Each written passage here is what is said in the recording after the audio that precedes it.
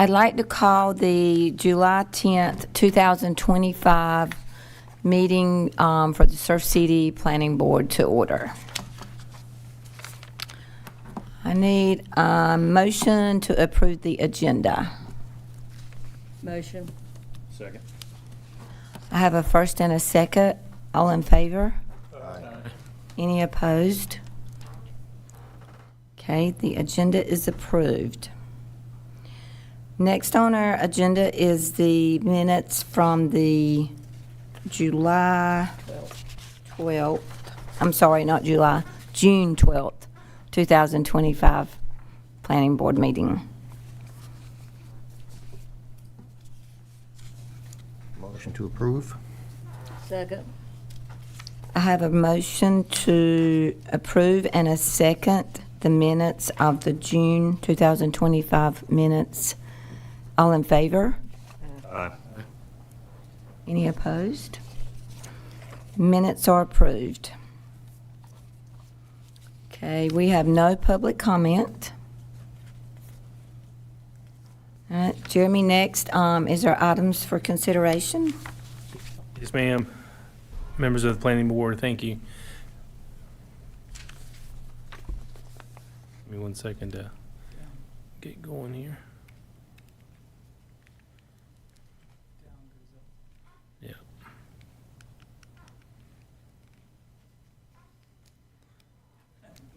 Next slide, Chris. All right, thank you. Members of the Planning Board, this is a preliminary plan approval for Applewood Trace Phase 2. This is a proposed subdivision located on NC 210. But I believe most of you should be familiar with the project. It has been through both Planning Board and Council many times, most recently at the November Planning Board and December 2024 City Council for a conditional master plan revision. This phase of the project is proposing 147 single-family townhome lots. Again, the property is located just directly adjacent to Turtle Creek on NC 210. The property is zoned Plan Unit Development CZ4, that's the conditional zoning designation. Before you on the screen right now is the approved conditional zoning plan. Again, this was approved by the town council at their December 24th meeting.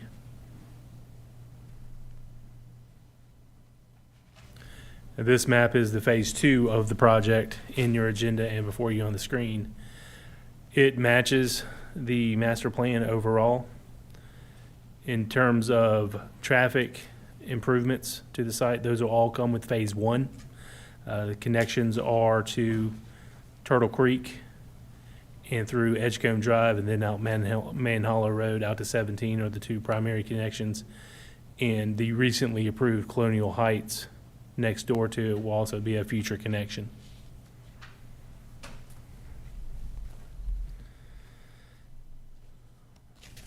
I could dive into some more information in regards to the transportation improvements, but they are in your agenda, and they relate to improvements to the US 17 intersection, signalization at their intersection with NC 210, deceleration access lanes, and those will all come in with phase 1. So before this is, if this is approved, those improvements will happen before this phase even develops. Part of this project too is a connection to the Surf City Elementary Middle School. It's identified on the master plan as well as this phase 2. In regards to environmental impacts, they are providing buffers and landscaping around all the wetlands that are in there at 25 feet buffering around them, in addition to landscaping required by the town. That is our street trees. All streets will meet these town and NCDOT standards. And with all that said, staff is recommending approval of this phase 2. Mr. Drew Hatcher is in attendance from McKim Creed, and he, along with staff, would be happy to answer any questions that the board may have. Mr. Hatcher, do you have any comments? No, ma'am. You did a great job. Thank you. Everything is as it was approved on the council for the master plan. There's no additional changes being requested for this, so it should be pretty straightforward. I'm happy to answer whatever you guys have. For the record, would you state your full name, please? Yeah, my name's Drew Hatcher. I'm a project engineer for McKim Creed.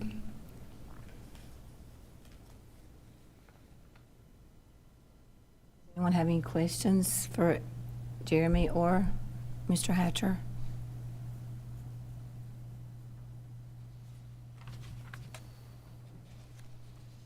Looks pretty cut and dry to me.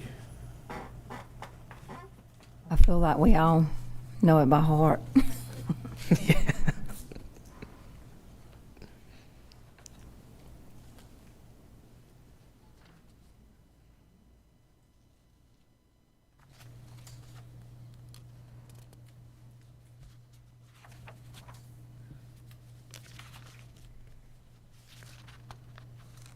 So I will make a motion to approve Phase 2. Mr. Ward seconds. So we have a first and a second. All in favor? Aye. Any opposed? Project is approved. Thank you. That will go to the August town council meeting.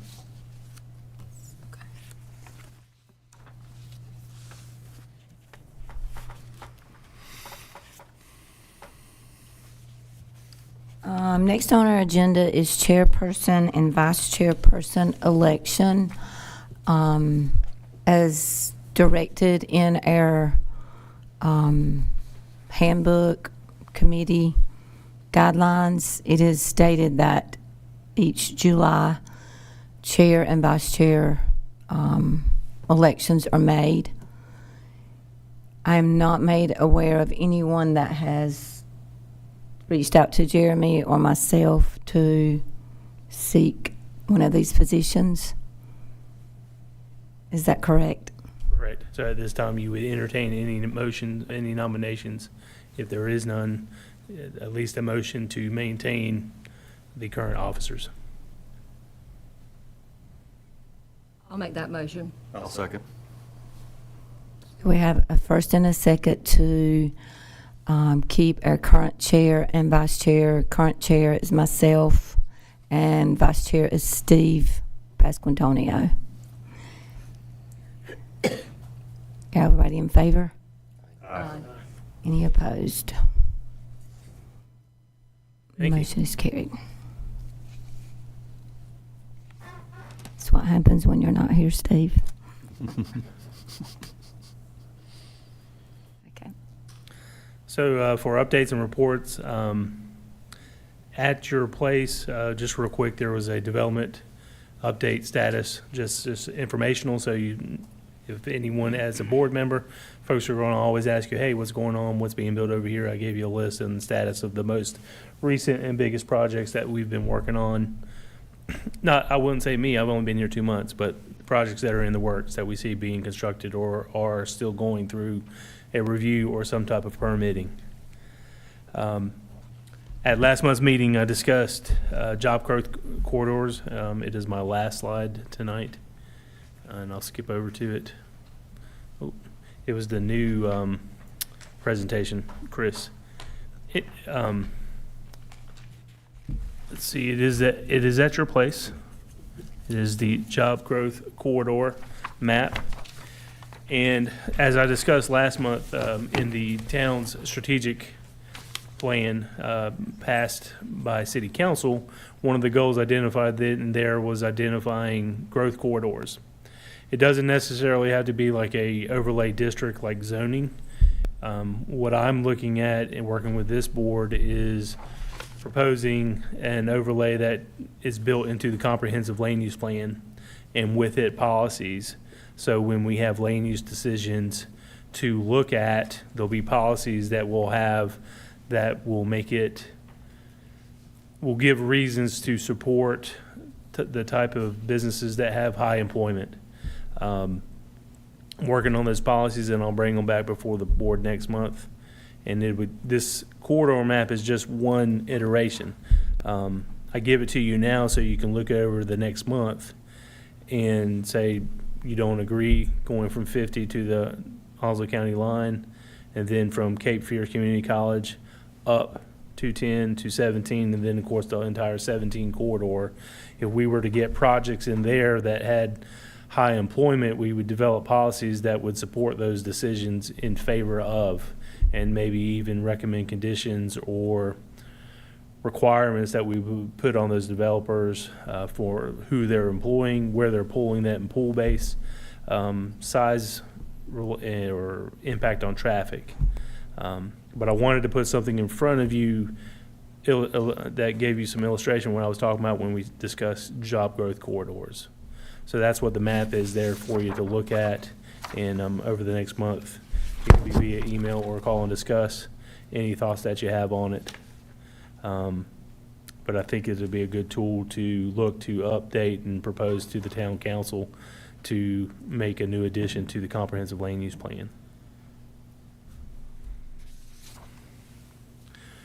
And before I move on to the next one, does anyone have any questions on that? Again, like I said, I'll draft policies. They're not, I don't want to be the one that says these are what we need to do, but working with this board, the recommendation to council will come from you. So I may try to get those out to you earlier, well before our August meeting. Before you on the screen now, and a large handout I gave you is pulled from our comprehensive land use plan. Our comprehensive land use plan identifies 5 areas for policies and goals that the town is to continually look to achieve, or ongoing efforts. And as I said last month, one of the duties of this board is to do a status update to town council on how land use decisions and how the town is making strides in achieving these goals. And so this is the first section, and it deals with natural hazards. There are several goals, and I've outlined in the status of what the town has done, currently doing, or would do in the case that one of these come up. One of the goals talks about shoreline resiliency, shoreline protection, and that's an active thing. We've done it, and we'll do it more when the USAS, the Army Corps of Engineer project, kicks off. There is a number of other items that this board does in its routine land use decisions. There are items that our current zoning ordinance already addressed and do in relation to natural hazards. And one of the bigger things that impacts this section of the comprehensive land use plan is last month, the Southeastern Hazard Mitigation Plan update was kicked off, and that involves Onslow, Pender, Brunswick, New Hanover, and Columbus County. It's a large regional hazard mitigation plan that defines and sets up our goals regionally and then specifically to each municipality as to what we need to do to prepare ourselves, not only for hurricanes, but for other disasters that could arise. And these goals from the comprehensive land use plan already, they address how the town should be doing that, and participating in that hazard mitigation plan update is one of them. And I'll be happy to, as you've looked this over, happy to answer any questions that you might have that I can hopefully answer for you. And I'll be back next month with another section that updates this. And the idea is probably October this year we'll have all 5 sections updated, package it up as a presentation to town council come December or January.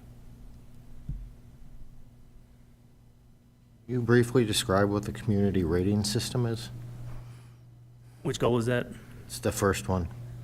So the community rating system, that deals with floodplain development. The CRS is a program ran by the National Flood Insurance Program. It is a manual of guidelines and criteria that communities participating have to maintain and achieve, and then you are graded every 5 years, audited. Are you doing this? And then they grade you on a scale from 1 to 10, 1 being the best. And then that number, as for a community, is used as a kind of like a ISO rating for fire. Whatever your fire department's rated, it benefits your fire insurance or your insurance. This would benefit floodplain insurance. For coastal towns is a very large undertaking because it does take a lot of record management and staff time. And so what we are doing right now is, and don't take this as a negative thing, but what would it take for at minimum for us to come in at a 10? 10's better than nothing, and it gets you a reduction in your insurance rates. And we are looking right now, we probably already do enough to come in to the CRS system and get a 10 rating right off the bat. We maintain our elevation certificates.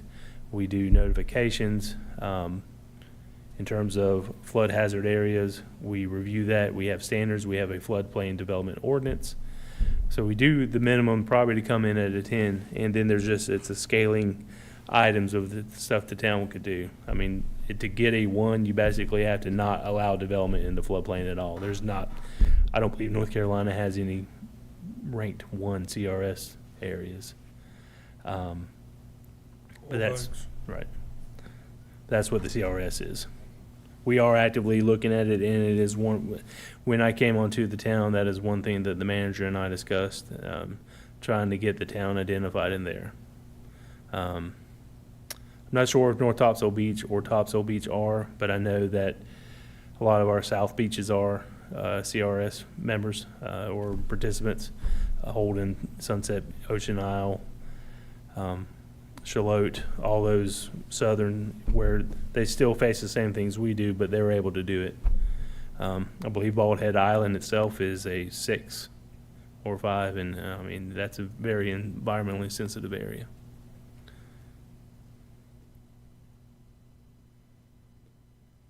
I'd like to see the criterion for what they're doing. We'll be happy to share it. It's publicly available. They've got different sections that deal with mapping. That's one area we benefit a lot. The town does its own mapping. We've recently updated flood maps based on the state mapping system. And we have brochures, we provide information, and we routinely talk to people about flood insurance or floodplain management when they come in for permits. The mapping system, we don't have any control over. No, but we maintain it online. Some communities don't have it readily available. They have to use the NC Frizz mapping, but we have it where you can easily get to it locally.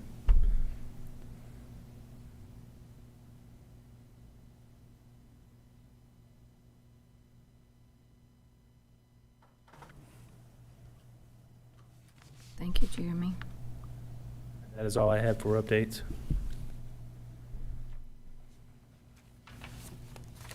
Do you have anything else? No, ma'am.